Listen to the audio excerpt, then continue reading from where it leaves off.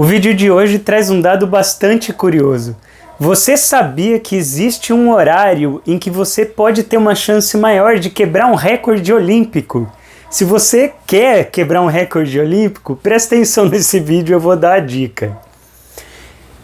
Por que isso acontece? Primeiro vamos entender o que acontece para que em um horário mais específico os atletas tenham uma maior chance de quebrar o recorde olímpico. Qual que é essa ideia? A gente tem um relógio interno dentro do nosso corpo. Na verdade ele fica no cérebro, tem até nome esse relógio interno. É uma área cerebral que se chama núcleo supraquiasmático. Ele fica logo acima dos nervos ópticos. E como é que ele funciona? Esse núcleo ele identifica a luz do sol. Imagina que para os nossos antepassados era a luz do sol, né? Mas ele identifica quando está passando mais informação pelos nervos ópticos, ou seja, quando tem mais informação vinda da claridade, né? E aí ele identifica isso e ele calcula que é dia. E aí ele vai regulando as funções do nosso corpo, sabendo que é dia e sabendo que nós somos animais diurnos, né? A nossa tendência como ser humano é funcionar melhor durante o dia. E por que isso? Porque os nossos antepassados, quando chegava a noite, tinham muitos predadores, a gente não consegue ver bem à noite. Então é melhor a gente se esconder e se resguardar durante a noite e sair para o mundo durante o dia. O nosso corpo ainda obedece essa lógica, então a tendência é que de dia a gente esteja mais desperto e à noite a gente esteja com mais cansaço e com mais sono. Bom, o que isso tem a ver com bater recorde olímpico? Esse núcleo ele não regula só sono e vigília, ele regula várias funções do corpo.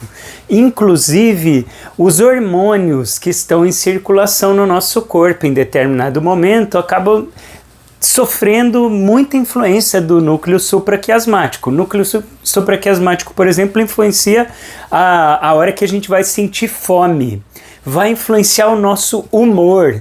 Então ele influencia várias funções ali do nosso corpo.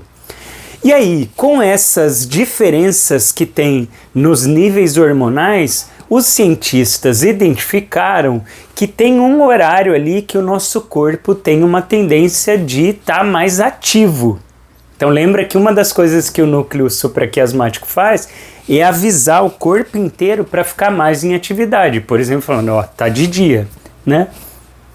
Então agora aqui eu vou falar qual é o horário. Se você é um atleta olímpico e está se preparando e quer saber qual é o horário em que você tem maior chance de bater um recorde, a maior chance de um atleta bater o recorde é do meio para o fim da tarde. Tem uns estudos que são mais específicos ainda e falam que a maior chance de uma pessoa bater recorde olímpico é entre 3 horas da tarde e 6 horas da tarde. Tem um estudo super curioso que identificou, por exemplo, que os pulmões funcionam com 17% maior eficiência às 5 da tarde em comparação com o meio-dia. Ou seja, o nosso corpo não funciona da mesma forma durante o dia inteiro e existem variações.